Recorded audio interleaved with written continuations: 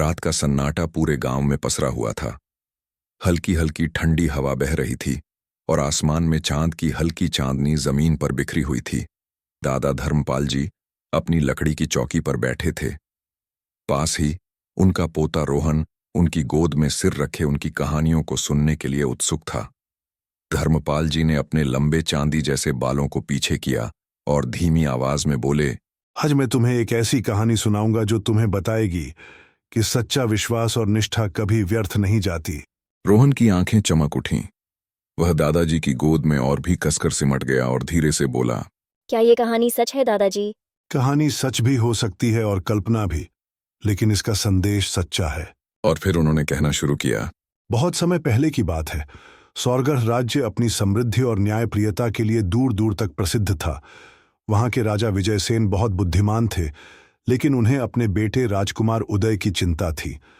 राजकुमार उदय बहुत होनहार थे, लेकिन वे धैर्य और विश्वास की परीक्षा में कमजोर पड़ जाते थे। किसी भी कार्य को पूरा करने से पहले ही वे संदेह करने लगते, जिससे कई बार वे असफल हो जाते।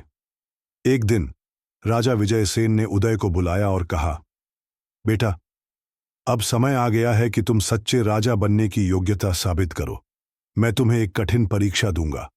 अगर तुम इसे सफलतापूर्वक पूरा कर सको तो मैं तुम्हें राजगद्दी सौंप दूंगा। उदय ने सिर झुकाकर कहा, आज्ञा दें पिताजी, मैं अपनी पूरी कोशिश करूंगा। राजा ने मुस्कुराते हुए उसे एक दीपक दिया। यह साधारण दिया नहीं है, यह अखंड दीपक है जो बिना तेल और घी के जलता है।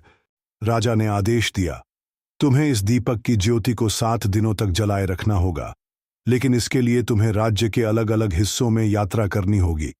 यदि दीपक बुझ गया तो इसका अर्थ होगा कि तुम में अभी धैर्य और विश्वास की कमी है। राजकुमार को यह चुनौती कठिन लगी, लेकिन उसने इसे स्वीकार कर लिया। राजकुमार उदय ने अखंड दीपक को अपने हाथों में लिया और अपनी यात्रा शुरू की।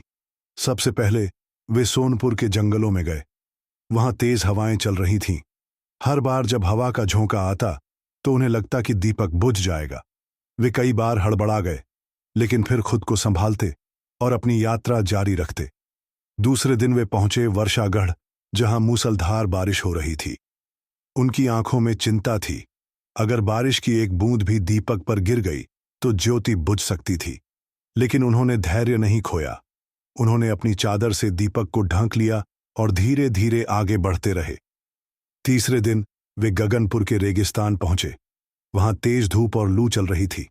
राजकुमार को प्यास लग रही थी, पैर जल रहे थे, लेकिन उन्होंने दीपक को कसकर पकड़ा और यात्रा जारी रखी। हर दिन उनके सामने नई कठिनाइयां आती रहीं। कभी पहाड़ों की ऊंचाई, कभी नदियों की गहराई, कभी चोरों का डर, लेकिन राजकुमार ने हार नहीं मानी। आखिरकार 7वें दिन वे अपने महल लौट आए। दीपक अब भी जल रहा था।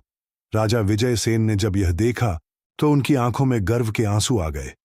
उन्होंने अपने पुत्र को गले लगाया और कहा, तुमने सच्ची निष्ठा और विश्वास की परीक्षा पास कर ली। बेटा, यह दीपक सिर्फ एक प्रतीक था। असल में यह तुम्हारे भीतर के विश्वास और धैर्य की परीक्षा थी।